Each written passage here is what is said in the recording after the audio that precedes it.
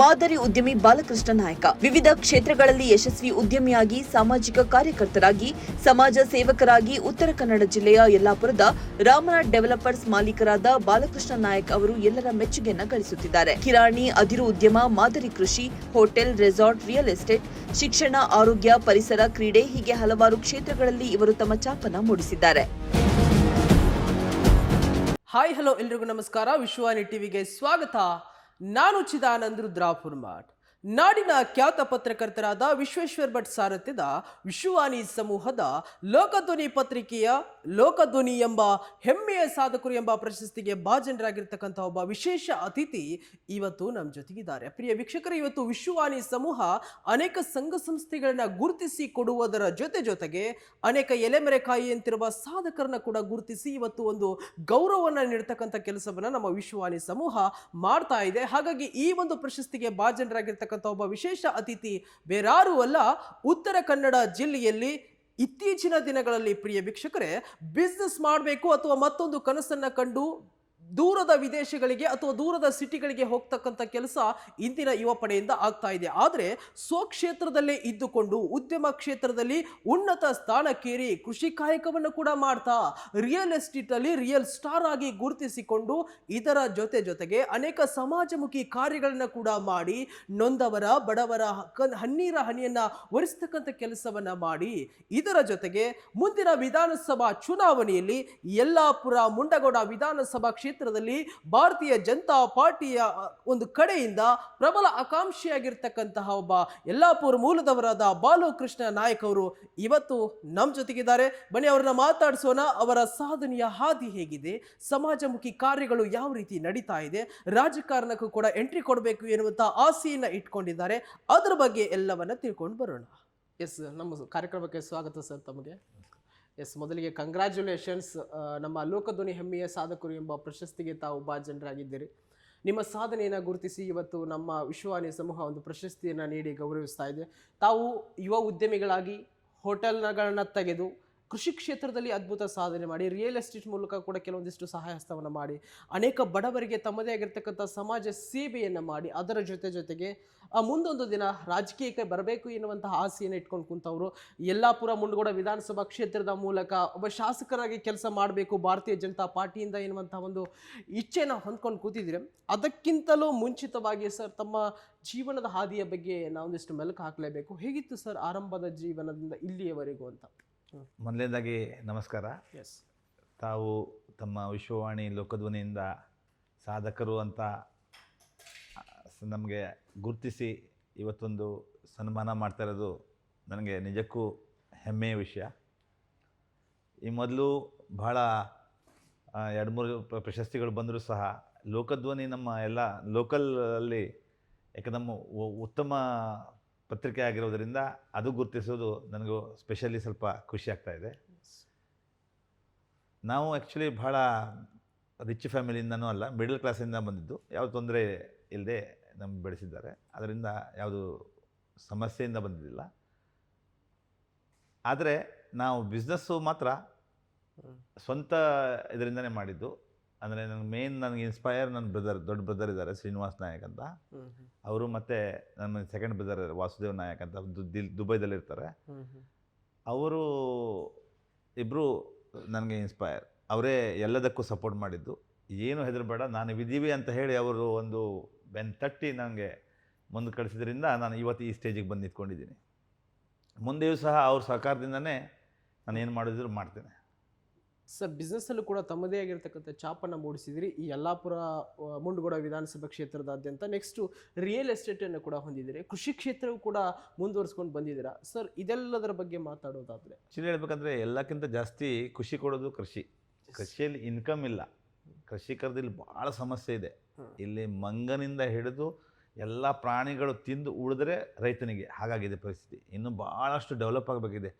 ನಮ್ಮ ಬೇರೆ ದೇಶಗಳಲ್ಲಿ ಹೊಸ ತಂತ್ರಜ್ಞಾನವನ್ನು ಅಳವಡಿಸಿದ್ದಾರೆ. ಇಲ್ಲಿ ಯಾವುದೂ ಇಲ್ಲ ಇನ್ನು. ಅದೆಲ್ಲ ಮುಂದಿನ ದಿನಗಳಲ್ಲಿ ಯಲ್ಲಾಪುರಕ್ಕೆ ಪರಿಚಯ ಮಾಡಿಸ್ಬೇಕು. ಯಲ್ಲಾಪುರದಲ್ಲಿ ಭಾಳ ಕಷ್ಟದಿಂದ ಜೀವನ ನಡೆಸೋ ಭಾಳ ಕೃಷಿಕರಿದ್ದಾರೆ. ಸ್ಪೆಷಲ್ಲಾಗಿ ಬುಡಕಟ್ಟು, ಗೌಳಿ, ಸಿದ್ದಿ ಈ ಸಮಾಜದವರೆಲ್ಲ ಭಾಳ ಕಷ್ಟದಲ್ಲಿ ಇದ್ದಾರೆ. ಮತ್ತು ಭಾಳ ಸಣ್ಣ ರೈತರಿದ್ದಾರೆ. ಅದರಿಂದ ಮುಂದಿನ ದಿನಗಳಲ್ಲಿ ಯಲ್ಲಾಪುರದಲ್ಲಿ ಹೊಸ ಹೊಸ ತಂತ್ರಜ್ಞಾನವನ್ನು ತರಬೇಕು. ರಿಯಲ್ ಎಸ್ಟೇಟು ಇದು ಓನ್ಲಿ ನಮಗೆ ದುಡ್ಡು ಮತ್ತು ಇದು ಕೊಡುತ್ತೆ, ಹೆಸರು ಕೊಡ್ತಾ ಬಿಟ್ಟರೆ ಅಷ್ಟೇ ಖುಷಿ ಕೊಡೋದಿಲ್ಲ. ರಿಯಲ್ ಎಸ್ಟೇಟ್ ದಂಧೆಯಲ್ಲಿ ದುಡ್ಡಿದೆ, ಬಾಕಿಯೆಲ್ಲ ಇದೆ, ಆದರೆ ಅಷ್ಟು ಕೃಷಿ ಅಷ್ಟು ಖುಷಿ ಇಲ್ಲ. ಅದರಿಂದ ಈಗ ನಾವು ಈಗ ಹೋಟೆಲು, ರಿಸಾರ್ಟು ಎಲ್ಲ ಮಾಡ್ತಾಯಿದ್ದೇವೆ. ನಮ್ಮ ಮೇನ್ ಅಂದರೆ ಉತ್ತರ ಕನ್ನಡ ಜಿಲ್ಲೆಯಲ್ಲಿ ನಮ್ಮ ಯಲ್ಲಾಪುರ ತಾಲೂಕಿಗೆ ಪ್ರವಾಸೋದ್ಯಮ ಡೆವಲಪ್ ಆಗೋದು ಭಾಳ ಇಂಪಾರ್ಟೆಂಟ್ ಇದೆ. ಇಲ್ಲಿದ್ದು ಆ್ಯಕ್ಚುಲಿ ಮೂಲಭೂತ ಸೌಕರ್ಯ ನಾವು ರೋಡ್ಗಳನ್ನು ಮತ್ತು ಈ ನಮ್ಮ ಭಾಳಷ್ಟು ಫಾಲ್ಸ್ಗಳಿದೆ. ಎಲ್ಲೂ ಜಗತ್ತಲ್ಲಿ ಒಂದೇ ಕಡೆ ಇಷ್ಟು ಫಾಲ್ಸ್ಗಳು ಎಲ್ಲೂ ಇಲ್ಲ. ಅಂಥ ಒಳ್ಳೆ ಫಾಲ್ಸ್ಗಳು, ಒಳ್ಳೆ ಪ್ಲೇಸ್ಗಳು ಯಲ್ಲಾಪುರದಲ್ಲಿ ಇದ್ದರೂ ನಮ್ಮ ಟೂರಿಸಮ್ ಅಷ್ಟು ಡೆವಲಪ್ ಆಗಿಲ್ಲ. ಅದರಿಂದ ಇಲ್ಲಿ ಮುಖ್ಯವಾಗಿ ಟೂರಿಸಮ್ ಡೆವಲಪ್ ಆಗಬೇಕಾಗಿದೆ. ಟೂರಿಸಮ್ ಡೆವಲಪ್ ಆದರೆ ಪ್ರತಿಯೊಂದು ಮನುಷ್ಯನಿಗೂ ಅದರದ್ದು ಇದು ಸಿಗ್ತದೆ, ಅದರದ್ದು ಅವ್ರಿಗೆ ಇನ್ಕಮ್, ಅದರಿಂದ ಅವ್ರದ್ದು ಆರ್ಥಿಕ ಪರಿಸ್ಥಿತಿ ವೃದ್ಧಿ ಆಗ್ತದೆ. ಅದರಿಂದ ಇಲ್ಲಿ ಟೂರಿಸಮ್ ಒಂದು ಭಾಳ ಚೆನ್ನಾಗಿ ಬೆಳೆಸಬೇಕಂತ ಒಂದು ಪ್ಲ್ಯಾನ್ ಇದೆ. ಸರ್, ಹೋಟೆಲ್ ಮ್ಯಾನೇಜ್ಮೆಂಟ್, ರೆಸಾರ್ಟ್ಗಳದ್ದಾಗಿರ್ಬೋದು ಮತ್ತು ನಿಮ್ಮ ರಿಯಲ್ ಎಸ್ಟೇಟು, ಕೃಷಿ, ಎಷ್ಟು ಜನ ಕೆಲಸ ಮಾಡ್ತಾ ಇದ್ದಾರೆ, ಎಷ್ಟು ಜನಕ್ಕೆ ದುಡಿಯುವ ಕೈಗಳಿಗೆ ತಾವು ಉದ್ಯೋಗವನ್ನು ಕೊಟ್ಟಿದ್ದೀರಿ ಅಂತ ಸರ್? ಈಗ ಆ್ಯಕ್ಚುಲಿ ನಾನು ನನ್ನ ಅಂಡರಲ್ಲಿ ಒಂದು 45 to 50 ಜನರಿಗೆ ಕೆಲಸ ಕೊಟ್ಟಿದ್ದೀನಿ ಆಲ್ರೆಡಿ. ಆದರೆ ನಾವು ನಮ್ಮ ಬ್ರದರ್ದು ಗೋವಾದಲ್ಲಿ ಹೋಟೆಲ್ ಕ್ಯಾಸಿನೋಸ್ ಎಲ್ಲ ಇದೆ. ಅಲ್ಲಿ ಯಲ್ಲಾಪುರದಿಂದ ಒಂದು 450 ಜನರಿಗೆ ಕೆಲಸ ಕೊಟ್ಟಿದ್ದೀವಿ. ಇಲ್ಲಿಂದ ಯಾವುದೋ ಕೆಲಸ ಅಂತ ಯಾರು ಕೇಳ್ಕೊಂಬಂದರೂ ನಾವು ಇಲ್ಲ ಅಂತ ಹೇಳೋದಿಲ್ಲ. ಅವರಿಗೆ ಏನಾದರೂ ಒಂದು ಸಣ್ಣ ಪುಟ್ಟ ಕೆಲಸ ಆದರೂ ಕೊಡಿಸ್ತೀವಿ, ನಮ್ಮ ಕೈಲಾಗುವಂಥ ಕೆಲಸ ಕೊಡಿಸ್ತೀವಿ. ಗೋವಾದಲ್ಲಿ ಯಲ್ಲಾಪುರದಿಂದ ಸುಮಾರು ಒಂದು 450 ಜನ ಹುಡುಗರು ಕೆಲಸ ಮಾಡ್ತಾರೆ ನಮ್ಮ ಹೋಟೆಲಲ್ಲೇ, ನಮ್ಮ ಕ್ಯಾಸಿನೋದಲ್ಲಿ ಕೆಲಸ ಮಾಡ್ತಾರೆ. ಸರ್, ಬಿಸ್ನೆಸ್ ಜೊತೆಗೆ ಅನೇಕ ಸೋಷಿಯಲ್ ವರ್ಕ್ಗಳಲ್ಲೂ ಕೂಡ ತಮ್ಮನ್ನು ತಾವು ತೊಡಗಿಸಿಕೊಂಡಿದ್ದೀರಾ. ಬಡವರಿಗೆ ಸಹಾಯಕವಾಗ್ತಕ್ಕಂಥ ನಿಟ್ಟಿನಲ್ಲಿ ಕೆಲಸವನ್ನು ಕೂಡ ಮಾಡ್ತಾ ಇದ್ದಾರೆ. ಕ್ಷೇತ್ರದಾದ್ಯಂತ ನೊಂದವರ ಕಣ್ಣೀರ ಹನಿಯನ್ನು ಒರೆಸ್ತಕ್ಕಂಥ ಕೆಲಸವನ್ನು ಮಾಡ್ತಾ ಇದ್ದಾರೆ. ಸಾಮಾಜಿಕ ಕಾರ್ಯಗಳ ಬಗ್ಗೆ ಒಂದಿಷ್ಟು ಮಾತನಾಡೋದಾದರೆ ಸರ್, ಯಾಕಂತಂದರೆ ಶ್ರೀಮಂತರಿರ್ತಾರೆ, ಆದರೆ ಕೊಡುವ ಮತ್ತು ಸಹಾಯ ಮಾಡುವಂತಹ ಗುಣ ತುಂಬ ಕಡಿಮೆ ಇತ್ತೀಚಿನ ದಿನಗಳಲ್ಲಿ. ಅದರಲ್ಲೂ ಕೂಡ ತಾವು ಅದನ್ನು ಮೈಗೂಡಿಸಿಕೊಂಡಿದ್ದೀರಾ. ಸಾಧ್ಯವಾದಷ್ಟು ಮಟ್ಟಿಗೆ ನಮಗೆ ಕಷ್ಟವಂತ ಹೇಳ್ಕೊಂಡು ಬಂದಂತಹ ಜನರಿಗೆ ತಾವು ಸಹಾಯ ಹಸ್ತವನ್ನು ನೀಡಿದ್ದೀರಾ. ಕೆಲವೊಂದಿಷ್ಟು ಸಾಮಾಜಿಕ ಕಾರ್ಯಗಳ ಬಗ್ಗೆ ಹೇಳಲೇಬೇಕಾಗತ್ತೆ. ಕೆಲವೊಬ್ರು ಇರ್ತಾರೆ, ಈ ಕೈಯಿಂದ ಕೊಟ್ಟಿದ್ದು ಮತ್ತೊಂದು ಕೈಗೆ ಗೊತ್ತಾಗಬಾರ್ದು ಎನ್ನುವಂಥದ್ದು. ಆದರೆ ಸಮಾಜಕ್ಕೆ ಪರಿಚಯ ಆಗಬೇಕಂತಂದರೆ, ಅವರಿಂದ ಮತ್ತೊಬ್ಬರು ಪ್ರೇರಣೆಯನ್ನು ತೆಗೆದುಕೊಂಡು ನಿಮ್ಮಂಥ ಕೆಲಸ ಕಾರ್ಯಗಳನ್ನ ಮುಂದುವರಿಸಬೇಕಂತಂದರೆ ಈ ಥರದ ಮಾತುಗಳು ಕೂಡ ಪ್ರತಿಯೊಬ್ಬರಿಗೂ ಇನ್ಸ್ಪಿರೇಷನ್ ಆಗುತ್ತೆ ಸರ್. ಹಾಗಾಗಿ ಅದರ ಬಗ್ಗೆ ಮಾತಾಡೋದಾದರೆ, ಆ್ಯಕ್ಚುಲಿ ನಾವು ಏನು ಮಾಡ್ತೀವಿ ಅಂದರೆ, ಪ್ರತಿ ವರ್ಷ ಈ ಹಳ್ಳಿಯಲ್ಲಿ ಇರೋ ಬಡ ಮಕ್ಕಳಿಗೆ 1000 ಜನ ಮಕ್ಕಳಿಗೆ ನೋಟ್ಬುಕ್ಸು ಅಂದರೆ 1-2 ನೋಟ್ಬುಕ್ಸ್ ಅಲ್ಲ, ಅವರಿಗೆ ಸ್ಕೂಲಿಗೆ ಒಂದು ವರ್ಷಕ್ಕೆ ಎಷ್ಟು ಬೇಕಲ್ಲ ಅಷ್ಟು ನೋಟ್ಬುಕ್ಸು, ಸ್ಕೂಲ್ ಬ್ಯಾಗು, ಅದನ್ನು ಒಳ್ಳೆ ಅಂದರೆ ನಮ್ಮದು ವಿಚಾರ ಏನಂದರೆ, ಈ ಪೇಟೆಯಲ್ಲಿ ಟೌನಲ್ಲಿ ಇಂಗ್ಲೀಷ್ ಮೀಡಿಯಮ್ಮು ಕಲಿಯೋರು ಮತ್ತು ಪೇಟೆಯಲ್ಲಿರೋರಿಗೆ ಅವರಿಗೆ ಯಾವುದೂ ವ್ಯತ್ಯಾಸ ಕಾಣಬಾರ್ದು. ಚಿಕ್ಕವರು ಇರಬೇಕಾದ್ರೆ ಅವರು ಒಳ್ಳೆ ಸ್ಕೂಲಲ್ಲಿ ಓದ್ತಾರೆ, ನಮ್ಗೆ ಸ್ಕೂಲ್ ಬ್ಯಾಗ್ ಇಲ್ಲ. ನಮ್ಮದೊಂದು ಇಲ್ಲಿ ಮದ್ದೂರು ಅಂತ ಇದೆ, ಅಲ್ಲಿ ಹೋಗಿದ್ದಾಗ ಒಂದು ಮಗು ಕ್ಯಾರಿ ಬ್ಯಾಗಲ್ಲಿ ಇದು ಹಿಡ್ಕೊಂಬರ್ತಾಯಿತ್ತು, ನೋಟ್ಬುಕ್ಸ್. ಮಳೆ, ಅದರಿಂದ ಆ ದಿನನೇ ಯೋಚನೆ ಮಾಡಿದ್ದು, ಎವ್ರಿ ಇಯರ್ ಎಷ್ಟಾಗ್ತದೆ ಅಷ್ಟು ಮಕ್ಕಳಿಗೆ school bags, notebooks, shoes, next ಇಯರಿಂದ ಶೂಸು ಕೊಡ್ತಾಯಿದ್ದೀವಿ, ಮತ್ತು ಯೂನಿಫಾರ್ಮ್ ಕೊಡಬೇಕು ಅಂತ 2 ವರ್ಷದಿಂದ ಸ್ಟಾರ್ಟ್ ಮಾಡಿದ್ದೀವಿ. ಈಗ ಲಾಸ್ಟ್ ಇಯರ್ ಒಂದು 300 to 400 ಮಕ್ಕಳಿಗೆ ಕೊಟ್ಟಿದ್ದೀವಿ. ಇಲ್ಲೇ ಒಂದು ಯಲುವಳ್ಳಿ ಅಂತ ಒಂದು ಇದರಲ್ಲಿ ಒಂದು ಸ್ಕೂಲಿನ ಒಂದು ರೂಮನ್ನು ಕಟ್ಸ್ಕೊಟ್ಟಿದ್ದೀನಿ. ಅಂದರೆ ಮಕ್ಕಳು ಹೊರಗಡೆ ಕೂತ್ಕೊಂಡು ಕಲಿತಾಯಿದ್ರು, ಸರ್ಕಾರಿ ಸ್ಕೂಲು. ಅದನ್ನು ಅವರಿಗೊಂದು ಮೊನ್ನೆ ಒಂದು 2 ತಿಂಗಳ ಹಿಂದೆ ಒಂದು ಸ್ಕೂಲ್ ಕಟ್ಸ್ಕೊಟ್ಟಿದ್ದೀನಿ. ಮುಂದಿನ ದಿನದಲ್ಲೂ ಭಾಳಷ್ಟು ಗೌರ್ಮೆಂಟ್ ಸ್ಕೂಲನ್ನು ಅಡಾಪ್ಟ್ ಮಾಡಿ ಗೌರ್ಮೆಂಟ್ ಸ್ಕೂಲಿಗೆ ಒಳ್ಳೆ ಬಿಲ್ಡಿಂಗನ್ನು, ಅಂದರೆ ಚೆನ್ನಾಗಿರೋ ಬಿಲ್ಡಿಂಗನ್ನು ಕಟ್ಟಿಕೊಡ್ಬೇಕಂತ ಒಂದು ಪ್ಲ್ಯಾನ್ ಇದೆ. ಮತ್ತು ಹಳ್ಳಿಯಲ್ಲಿ ಕಲಿಯೋ ಮಕ್ಕಳಿಗೆ ಎಷ್ಟು ಮೂಲಭೂತ ಸೌಕರ್ಯ, ಅಂದರೆ ಕಲೀಲಿಕ್ಕೆ ಏನೇನು ವ್ಯವಸ್ಥೆ ಬೇಕಲ್ಲ, ಅದನ್ನು ನಾವೇ ಮಾಡಬೇಕು ಅಂತ ಹೇಳಿ ಒಂದು ವಿಚಾರ ಇದೆ. ಸರಿ, ಬಿಸ್ನೆಸ್ ಜೊತೆಗೆ ಕೆಲವೊಂದಿಷ್ಟು ಸಾಮಾಜಿಕ ಕಾರ್ಯಗಳ ಜೊತೆಗೆ ಇದನ್ನು ಇಟ್ಕೊಂಡು ರಾಜಕೀಯಕ್ಕೆ ಬರಬೇಕು ಎನ್ನುವಂಥದ್ದು ಸಾಕಷ್ಟು ಜನರ ಒಂದು ಆಸೆ ಆಗಿರುತ್ತೆ. ಅದರಂತೆ ಬಂದಂಥವರು ಕೂಡ ಇದ್ದಾರೆ ರಾಜಕಾರಣಕ್ಕೆ. ತಾವು ಕೂಡ ಯಲ್ಲಾಪುರ ಮುಂಡಗೋಡ ವಿಧಾನಸಭಾ ಕ್ಷೇತ್ರದಲ್ಲಿ 2028ರ ಅಸೆಂಬ್ಲಿ ವಿಧಾನಸಭಾ ಚುನಾವಣೆಯಲ್ಲಿ ಅಭ್ಯರ್ಥಿ, ಭಾರತೀಯ ಜನತಾ ಪಾರ್ಟಿ ಅಭ್ಯರ್ಥಿ ಆಗಬೇಕು, ಒಬ್ಬ ಆಕಾಂಕ್ಷಿ ಆಗಬೇಕು ಎನ್ನುವಂಥದ್ದು ನಿಟ್ಟಿನಲ್ಲಿ ಈಗಾಗಲೇ ಗುರುತಿಸ್ಕೊಳ್ತಾ ಇದ್ದೀರಾ ಕ್ಷೇತ್ರದಾದ್ಯಂತ ಟಿಕೆಟ್ ಪಡೆಯಲು. ಏನಾದರೂ ಸರ್ 28ಗೆ ಒಂದು ಅವಕಾಶ ಸಿಕ್ಕರೆ ತಾವು ಕೂಡ BJPಯಿಂದ ಅಭ್ಯರ್ಥಿ ಆಗ್ತೀರಾ ಅಂತ? ನೋಡಿ, ಅವಕಾಶ ಸಿಕ್ಕಿದರೆ ಡೆಫಿನೆಟ್ಲಿ ಕಂಟೆಸ್ಟ್ ಮಾಡ್ತೇನೆ. ಎಸ್, ಅವಕಾಶಕ್ಕಾಗಿ ಯಾವುದು ಸಮಾಜಕ್ಕೆ ಕೆಲಸ ಮಾಡೋದಿಲ್ಲ. ಓಕೆ. ಆಗಲಿ ಇದು ಮಾಡಿದರೆ ಹೈಲೈಟ್ ಆಗ್ತೇನೆ ಅಥವಾ ಅದರಿಂದ ಏನಾದರೂ ಸಿಗ್ತದೆ, ಅದರಿಂದ ಏನೋ ನನಗೆ ಗುರುತಿಸ್ತಾರೆ ಅಂತ ಆ ಭಾವನೆಯಿಂದ ಮಾಡ್ತಾ ಇಲ್ಲ. ನಾವು ಮೊದಲಿಂದ ನಾನು ನಮ್ಮ ಮೈನ್ಸ್ ಇರಬೇಕಾದ್ರೂ 2000 ಇಸ್ವಿಯಿಂದನೂ ನಮ್ಮ ಸಾಮಾಜಿಕ ಕಾರ್ಯ ಮಾಡ್ತಾನೆ ಇರ್ತೀವಿ, ಮುಂದೆನೂ ಮಾಡ್ತೀನಿ. ಬಟ್ ಯಾವುದೇ ಉದ್ದೇಶ ಆಗಲಿ ಯಾವುದೇ ಅಪೇಕ್ಷೆ ಇಟ್ಕೊಂಡು ಸಾಮಾಜಿಕ ಕಾರ್ಯ ಮಾಡೋದಿಲ್ಲ. ಬಟ್ ದೇವ್ರ ದಯೆಯಿಂದ ಅಥವಾ ನಮ್ಮ ಗ್ರಾಮ ದೇವಿ ಆಶೀರ್ವಾದದಿಂದ ಅಥವಾ ಜನರ ಅಪೇಕ್ಷೆ ಅಂತ ಏನಾದರೂ ಅಂಥ ಅವಕಾಶ ಸಿಕ್ಕಿದರೆ ಡೆಫಿನೆಟ್ಲಿ ಚಾನ್ಸ್ ಒಂದ್ಸಲ ನೋಡ್ತೀನಿ. ಎಸ್ ಸರಿ, ಈಗಷ್ಟೇ ಹೇಳ್ತಾ ಇದ್ರಿ ಬೇರೆ ಉದ್ದೇಶಕ್ಕಾಗೆಲ್ಲ ರಾಜಕಾರಣಕ್ಕೆ ಬರುವಂಥದ್ದು, ಜನರ ಅಭಿವೃದ್ಧಿಗಾಗಿ, ಜನರ ಕಲ್ಯಾಣಕ್ಕಾಗಿ ಅನ್ನುವಂಥದ್ದು. ನನಗನ್ಸುತ್ತೆ ಸರ್, ಕೆಲವೊಮ್ಮೆ ಸಾಮಾಜಿಕ ಕಾರ್ಯಗಳ ಜೊತೆಗೆ ನಮ್ಮ ಬಿಸ್ನೆಸ್ನ ಜೊತೆಗೆ ಇನ್ನಷ್ಟು ಜನರಿಗೆ ಹತ್ತಿರ ಆಗಬೇಕಂತಂದರೆ ಒಂದು ಅಧಿಕಾರ ಎನ್ನುವಂಥದ್ದು ಬಹಳ ಮುಖ್ಯ ಆಗುತ್ತೆ. ಹಾಗಾಗಿ ಬೇರೆ ಉದ್ದೇಶಕ್ಕಲ್ಲ ಅಂತಂದ್ರೂ ಕೂಡ ರಾಜಕಾರಣ ಒಂದು ಶಾಸಕ ಸ್ಥಾನವನ್ನು ಇಟ್ಕೊಂಡು ಅಥವಾ ಬೇರೆ ಒಂದು ಅಧಿಕಾರವನ್ನು ಇಟ್ಕೊಂಡು ಜನರ ಜೊತೆಗೆ ಹೋಗುವಂಥದ್ದೇ ಬೇರೆ. ಹಾಗಾಗಿ ಆ ಒಂದು ದೃಷ್ಟಿಕೋನ ತಮ್ಮದು ಅನ್ನುವಂಥದ್ದು ಏನಿದೆ ಅಂದರೆ, ಇವತ್ತಿನ ಒಂದು ಕಾಲಮಾನ ಮತ್ತು ಇವತ್ತಿನ ಪರಿಸ್ಥಿತಿಗೆ ಯಾವುದೇ ಸಾಮಾಜಿಕ ಕಾರ್ಯ ಮಾಡಿದರೂ ಮತ್ತು ಯಾವುದು ಮಾಡಲಿಕ್ಕಾದ್ರೂ ಒಂದು ಪವರ್ ಬೇಕು. ಅಧಿಕಾರ ಇಲ್ಲ ಅಂದರೆ ಯಾವುದು ಅಧಿಕಾರಿಗಳಿಗೂ ಬಗ್ಗೋದಿಲ್ಲ ಮತ್ತು ಯಾವ ಕೆಲಸನೂ ಅಷ್ಟು ಸುಗಮವಾಗಿ ಮತ್ತು ಒಳ್ಳೆಯದಾಗಿ ಆಗೋದಿಲ್ಲ.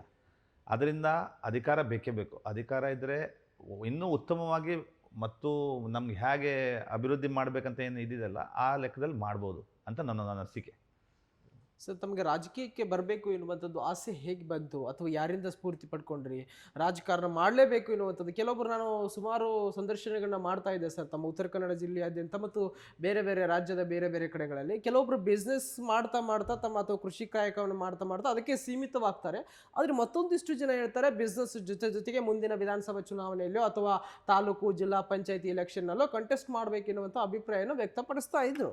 ಅದರಲ್ಲಿ ತಾವು ಕೂಡ ಈಗ ಬಿಸ್ನೆಸ್ನ ಜೊತೆಗೆ ರಾಜಕಾರಣಕ್ಕೆ ಬಂದ್ರಿ. ಯಾರು ಸ್ಫೂರ್ತಿ ತಮಗೆ ಅಂತ ರಾಜಕಾರಣದಲ್ಲಿ? ಆ್ಯಕ್ಚುಲಿ ಹೇಳ್ಬೇಕಂದ್ರೆ, ನನಗೆ ರಾಜಕೀಯ ಮಾಡೋದಾಗಲಿ ರಾಜಕೀಯ ನಿಲ್ಲೋದಾಗಲಿ ಯಾವುದು ತಲೆಯಲ್ಲಿ ಇರಲಿಲ್ಲ.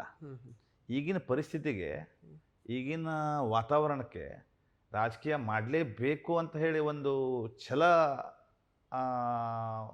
ಅದು ಮನಸ್ಸಲ್ಲಿ ಬಂದ ನಂತರ ಈಗೀಗ ಅನಿಸ್ತಾ ಇದೆ ಯಾಕೆ ಮಾಡಬಾರ್ದು ಅಂತ. ನಾವು ರಾಜಕೀಯ ಯಾಕೆ ಮಾಡಬಾರ್ದು? ನಾವು ರಾಜಕೀಯ ಮಾಡದೇ ಇದ್ರೂ ಇಷ್ಟೆಲ್ಲ ನಾವು ಟಾರ್ಚರ್ ತೊಗೊಳ್ಬೇಕಾದ್ರೆ, ಅಂದರೆ ಈ ಮಾರ್ಕೆಟ್ ಎಷ್ಟು ಹಿಂಸೆ ಪಡಬೇಕಾದ್ರೆ ನಾವು ಯಾಕೆ ರಾಜಕೀಯ ಮಾಡಬಾರ್ದು? ನಾವು ರಾಜಕೀಯದಲ್ಲಿ ಯಾಕೆ ಬೆಳಿಬಾರ್ದು? ನಮಗೇನು ಕಡಿಮೆ ಇದೆ ಅಂತ ಹೇಳಿ ಒಂದು ಭಾವನೆ ಬಂತು. ಅದರಿಂದ ಈಗ ಒಂದು 2 ಇಯರ್ಸಲ್ಲಿ ಅನಿಸ್ತಾ ಇದೆ ನಾವು ರಾಜಕೀಯದಲ್ಲಿ ಒಂದು ಪ್ರಯತ್ನ ಮಾಡೋಣ ಅಂತ.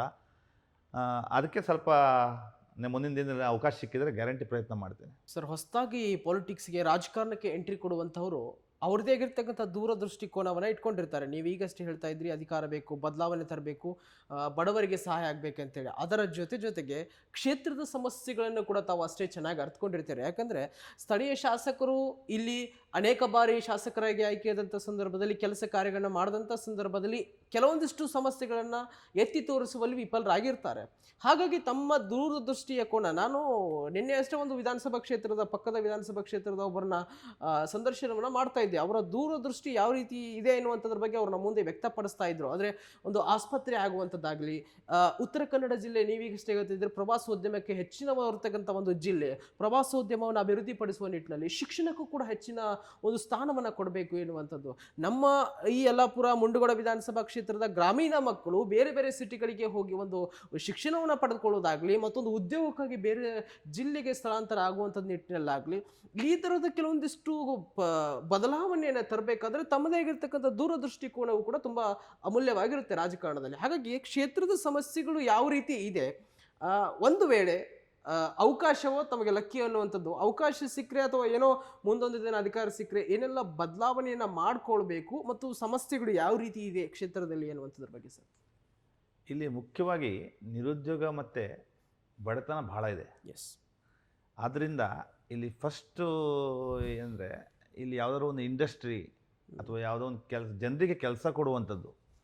ಆ್ಯಕ್ಚುಲಿ ಇಲ್ಲಿ ಟೆಕ್ಸ್ಟೈಲ್ ಇಂಡಸ್ಟ್ರಿ ಮಾಡೋದು ನಡೀತೆ. ಈ ಹೆಣ್ಮಕ್ಳಿಗೆ, ಬಡವರಿಗೆ ಅನುಕೂಲವಾಗುವಂಥ ಟೆಕ್ಸ್ಟೈಲ್ ಇಂಡಸ್ಟ್ರಿ ಆಗಲಿ, ಯಾವುದೋ ಒಂದು ಒಳ್ಳೆಯ ಇಂಡಸ್ಟ್ರಿಗಳೊಂದು ಬಂದರೆ ಒಂದು 3,500-4 ಸಾವಿರ ಜನರಿಗಾದರೂ ಕೆಲಸ ಸಿಕ್ಕಿದರೆ ಯಲ್ಲಾಪುರದಲ್ಲಿ ಯಾವ ಕೊರತೆನೂ ಆಗೋದಿಲ್ಲ. ಒಂದು. ಎರಡನೇದಂದರೆ, ನಮ್ಮ ಉತ್ತರ ಕನ್ನಡ ಜಿಲ್ಲೆ ಸ್ನೋ ಒಂದು ಬಿಟ್ಟರೆ ಎಲ್ಲನೂ ಇದೆ ಇಲ್ಲಿ. ಓಕೆ. ನಿಮ್ಗೆ ಯಾವ ವರ್ಡಲ್ಲಿ ಯಾವ ಪ್ಲೇಸಲ್ಲಿ ಒಂದು ಕಡೆ ಇದು ನೋಡ್ಲಿಕ್ಕೆ ಸಿಗೋದಿಲ್ಲ. ನಮ್ಮ ಉತ್ತರ ಕನ್ನಡ ಜಿಲ್ಲೆಯಲ್ಲಿ ಮಾತ್ರ ಸಿಗೋದಿದು. ನದಿ, ಸಮುದ್ರ, ಬೆಟ್ಟ, ಗುಡ್ಡ, ಕಾಡು ಎಲ್ಲನೂ ಇದೆ. ಯಾವುದು ಇಲ್ಲ ಅಂತಿಲ್ಲ. ಸ್ನೋ ಒಂದೇ ಇಲ್ಲ ಇಲ್ಲಿ.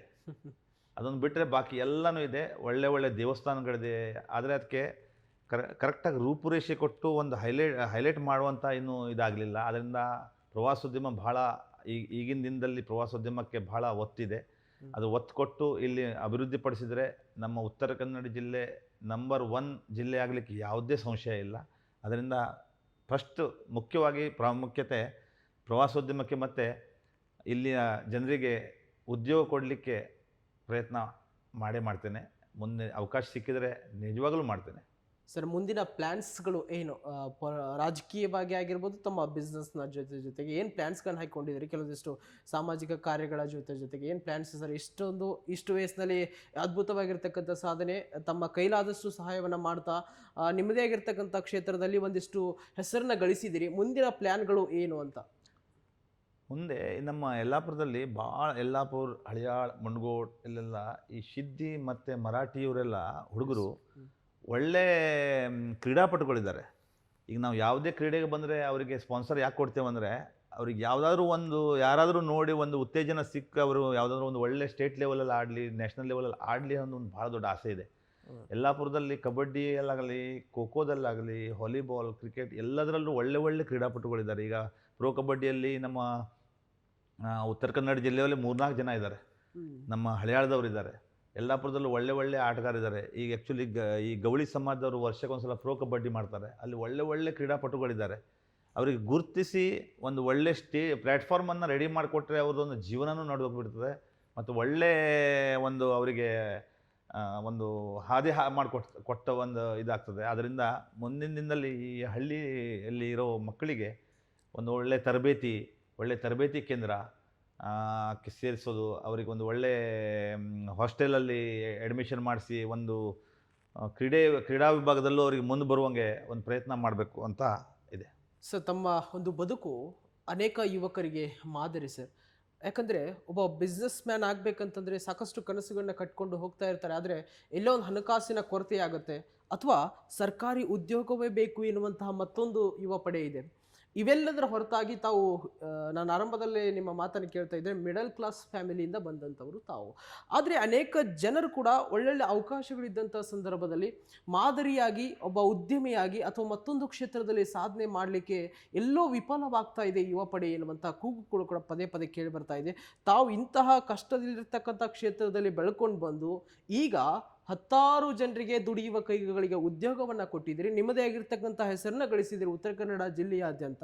ಹಾಗಾಗಿ ಇಂದಿನ ಯುವಕರಿಗೆ ಒಬ್ಬ ಮಾದರಿಯಾಗಿರ್ತಕ್ಕಂಥ ಉದ್ಯಮಿ ಆಗಬೇಕಂತಂದರೆ, ಒಂದು ಪ್ರತಿಷ್ಠಿತವಾಗಿರ್ತಕ್ಕಂತಹ ಹೆಜ್ಜೆಯಲ್ಲಿ ಸಾಗಬೇಕಂತಂದರೆ ಅಂಥವರಿಗೆ ಏನು ಹೇಳಲಿಕ್ಕೆ ಇಚ್ಛಪಡ್ತಿರತ್ತಾರಂತ?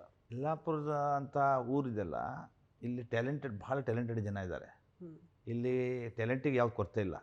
ಬಟ್ ಇಲ್ಲಿ ಸ್ಕೋಪು ಮತ್ತು ಒಂದು ಒಳ್ಳೆ ಪ್ಲ್ಯಾಟ್ಫಾರ್ಮ್ ಇಲ್ಲ.